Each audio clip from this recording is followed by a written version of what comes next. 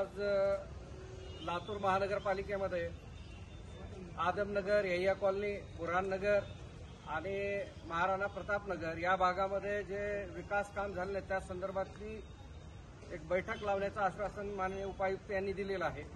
गेल्या अनेक वर्षापासून या कॉलनीमध्ये रस्ते, नाली, गटार आणि लाईट, पाणी आदी सुविधांचा अभाव असल्यामुळे गेल्या अनेक वर्षापासून या भागातील नागरिक आंदोलन करीत आहेत, निवेदने देत आहेत, परंतु शासन प्रशासन महानगरपालिकेचं हे झोपलेलं का काय अशी एक धारणा आमची तयार झालेली आहे।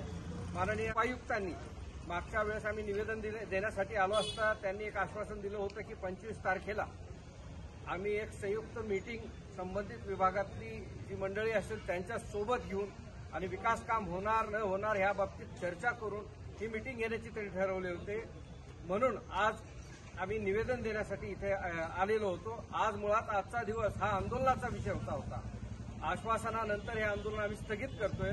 त्यांनी परत आश्वासन दिलंय की 25 तारीख म्हणजे उद्या आणि किंवा शुक्रवारपर्यंत या संदर्भातली एक बैठक ते लवकरात लवकर घेणार आहेत। जर यांनी या संदर्भातलं गांभीर्य घेतलं नाही तर ज्या वस्तीमध्ये सापं निघतात, विंचू निघतात, लेकरं बाळ खेळत नाहीत अशी सापं बिपा आणून या महापालिकेत सोडण्याचं काम येणाऱ्या काळामध्ये येणाऱ्या आंदोलनामध्ये आम्ही करणार आहे।